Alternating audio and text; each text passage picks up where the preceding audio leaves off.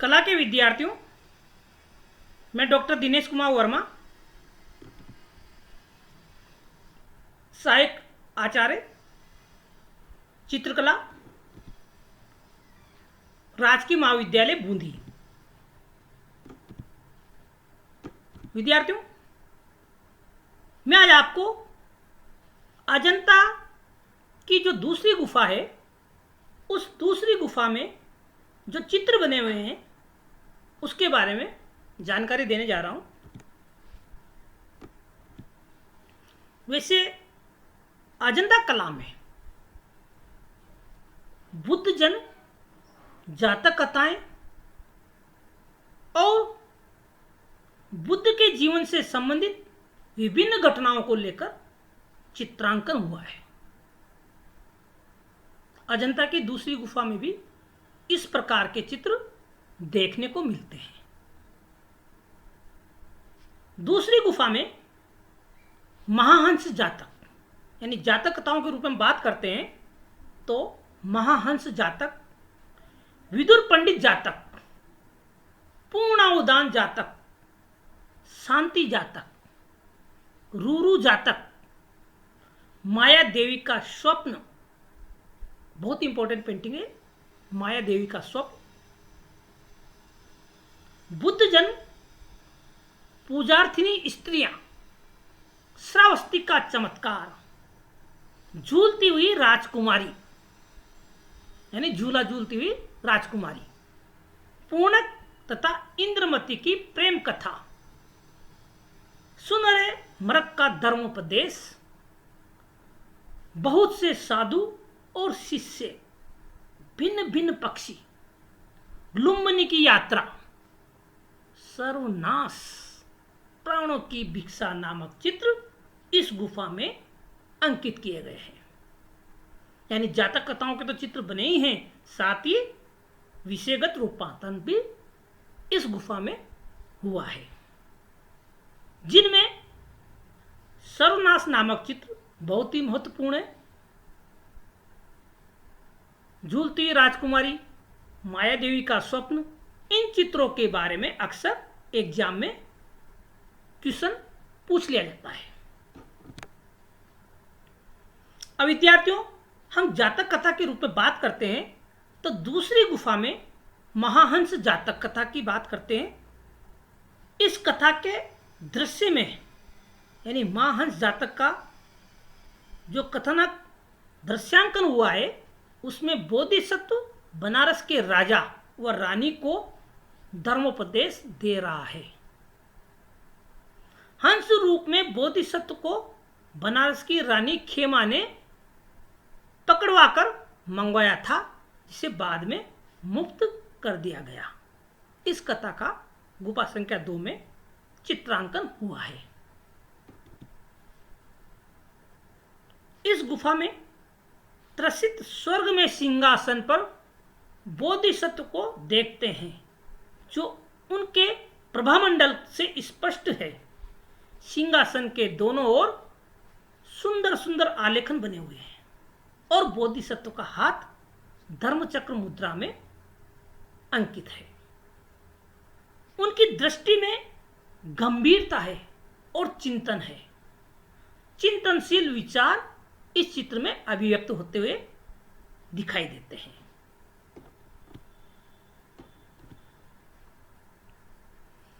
बुद्ध जीवन के दृश्य का अंश ये देखिए आप,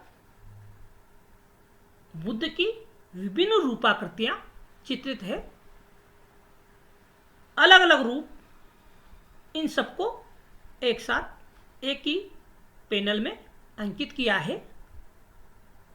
यह दृश्य श्रावस्ती के चमत्कार की कथा पर आधारित है, जिसमें बुद्ध ने अपने आप को अनेक रूपों में प्रदर्शित करके अपने आलोचकों को स्तब्ध कर दिया है। चित्र बहुत ही आकर्षक है।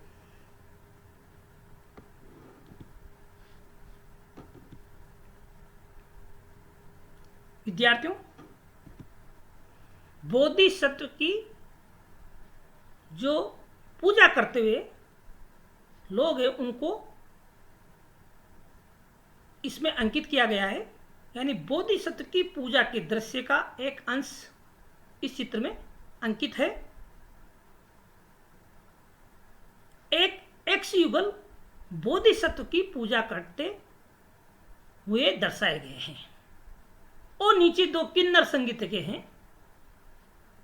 यानी नीचे की ओर जो दो रूपाकृतियां अंकित की गई है वो किन्नर की आकृतियां हैं जो संगीतज्ञ के रूप में चित्रांकित की गई है।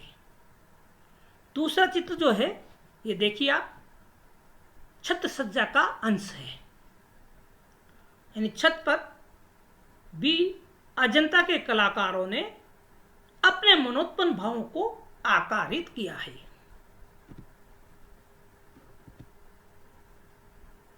बुद्ध के जन्म से संबंधित दृश्यों का एक अंश और देखिए आप, यह रेखांकन।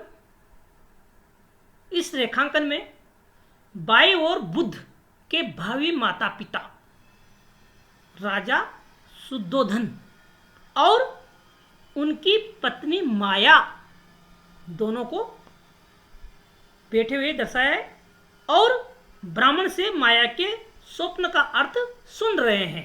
यानी बैठे बैठे ब्राह्मण से माया के स्वप्न का अर्थ सुन रहे हैं। पुनः दाएं यानी दाएं ओर जो रेखांकन बना हुआ है उसमें माया खंबे के सहारे शालीनता पूर्वक खड़ी हुई अंकित है।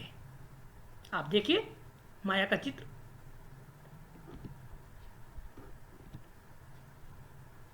ये भी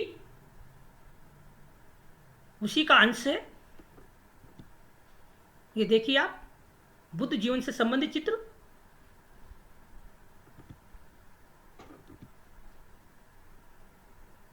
विद्यार्थियों, अब हम बात करते हैं दो बाएं अंगूठे वाली रमणी।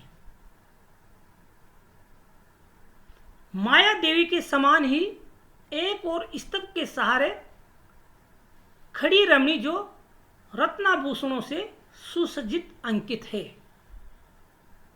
जिसका एक पैर बड़ी स्वाभाविकता से मुड़कर खंबे से टिका है और शरीर का ऊपरी भाग स्तब्ध से सटा है।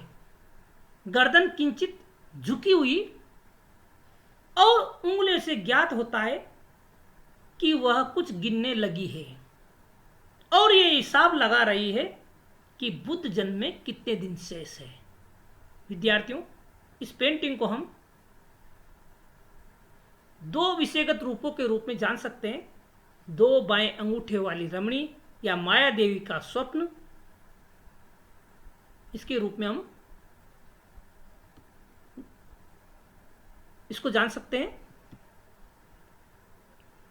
श्री रायकृष्ण दास ने इस आकृति को राजकुल की महिला महाप्रजापति यानी राजकुल की जो महिला है महाप्रजापति देवी, उसके रूप में इसको अंकित किया है।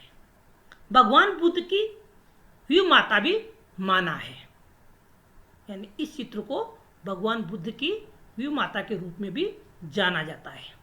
इस चित्र में चित्रकार ने भूल से दोनों पैरों की उंगलियां एक जैसी बना दी है, जिसके कारण यह आकृति दो बाएं अंगूठे वाली रमणी के रूप में प्रसिद्ध है।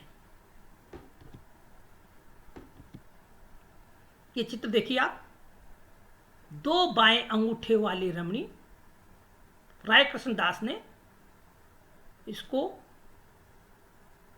बुद्ध की व्यूमाता के रूप में भी अंकित किया है। इसी को इलाज करके विद्यार्थियों मैंने आपको समझाने का प्रयास किया है।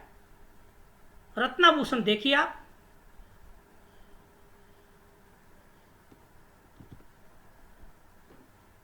महाप्रजापति देवी के रूप में भी इसको जाना जाता है।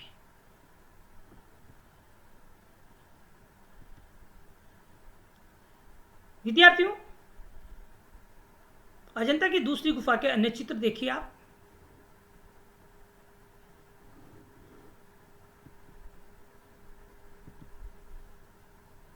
ये देखिए आप, संपूर्ण भित्ति, इस पर कुछ चित्र तो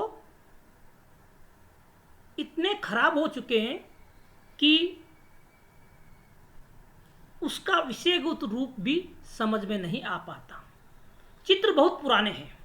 200 ईसी पूर्व से लेकर 600 ईसी पूर्व तक अजंता कला में रुक रुक कर चित्रण कार्य हुआ था।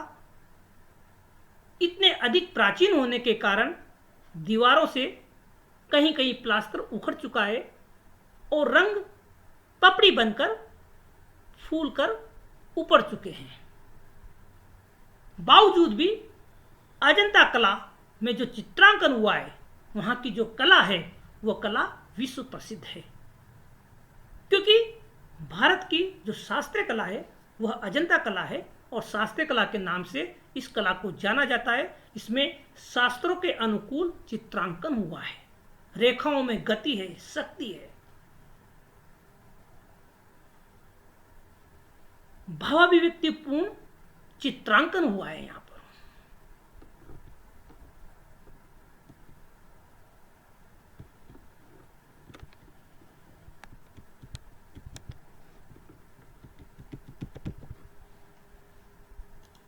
विद्यार्थियों, अजंता कला में हम दूसरी गुफा की बात कर रहे हैं। इसके अन्य चित्र देखिए आप। जैसा कि विद्यार्थियों, मैंने आपको पिछले वीडियो में भी बताया था कि अजंता में पैनल के रूप में चित्रांकन हुआ है। घटनाएं घटित होती हुई अंकित की गई है।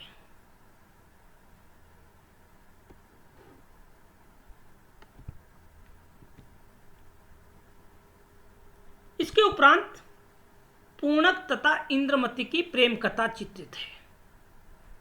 यानी इंद्रमती की जो प्रेम कथा है उसको कलाकारों ने चित्रित किया है। दाहिनी ओर महल के बाग में इंद्रमती झूले पर झूल रही है। यानी महल के बाग के अंदर इंद्रमती झूला झूलती हुई अंकित की गई है। राजकुमारी का मदमाता यौवन, जिसमें वेग, कटि पर्यंत अनावृत शरीर में कौमार्य तथा सौंदर्य के अतिरिक्त आंखों के स्वप्निल भाव की अभिव्यंजना को बड़ी ही खूबी से कलाकारों ने चित्रित किया है। बड़ी स्वाभाविकता से वह झूले पर झूलती हुई अंकित की गई है। झूले की रस्सी पकड़े हुए दर्शाई गई है।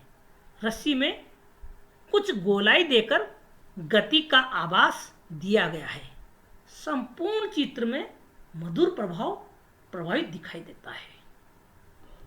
ये चित्र देखिए आप। राजकुमारी इंद्रमती, साथ में दासियां। राजकुमारी इंद्रमती झूले पर झूला झूलती हुई महल के बाग में अंकित है। चित्र में गति है, लय है, लावण्य है, मधुर प्रभाव है।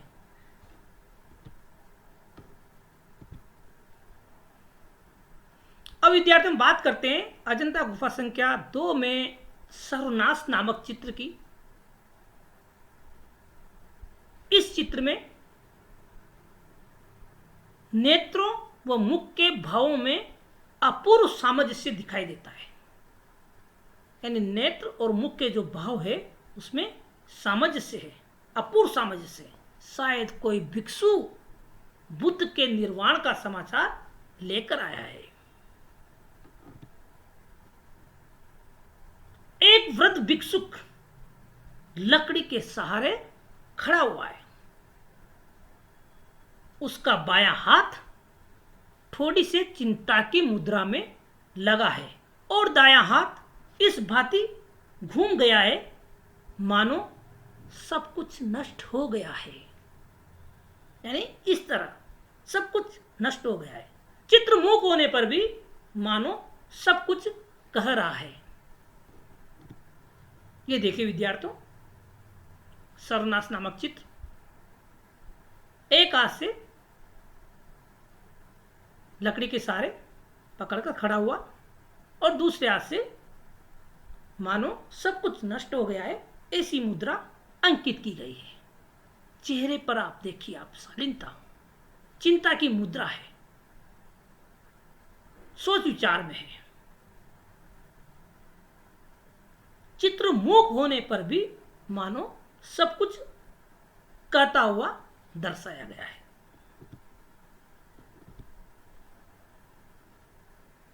अब विद्यार्थी बात करते हैं हम चित्र क्षमा याचना, यानी राजा के समक्ष पैरों में झुककर क्षमा याचना मांगते हुए एक चित्र जो बना है उसके बारे में आज को आपको बताने जा रहा हूं। सर्वनाश नामक चित्र में तो चिंता की मुद्रा थी, यहां पर क्षमा याचना में भयानक वातावरण अंकित किया गया है। एक दीर्घकाय राजा सिंहासन पर आरूढ़ है, इसके हाथ में तलवार है तथा उसके पैरों में एक कोमलांगी युवती पड़ी हुई है, मानो प्राणों की भिक्षा मांग रही है। चारों ओर स्त्रियां भयभीत है, यानी चित्र में भय का वातावरण निरूपित है। कोई भाग रही है और किसी ने अपना मुख भय से छिपा लिया है, डरी हुई है, क्योंकि राजकुमार जो राजा है वो राजा सिंहासन पर बैठकर तलवार लेके दिखाया गया है। पैरों में झुकी हुई स्त्री को इस प्रकार अंकित किया गया है कि उसकी पीठ की गोलाई देकर,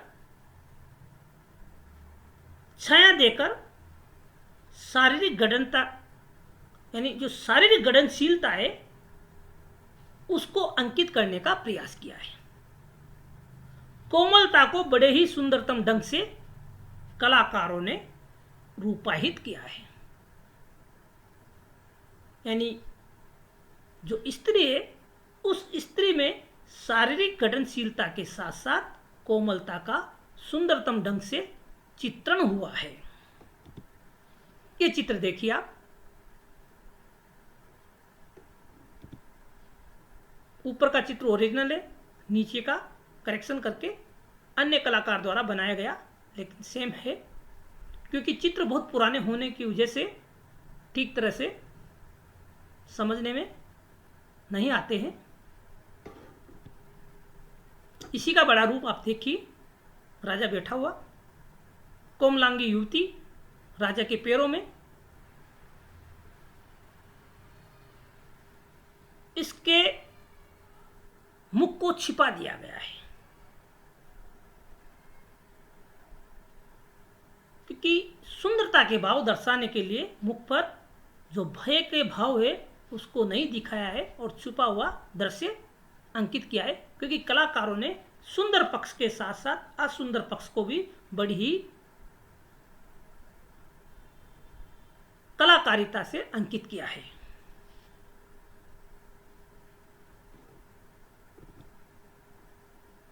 समायाचना चित्र, महिलाएं इधर उधर भागती हुई, सभी के चेहरों पर भय का भाव अंकित है।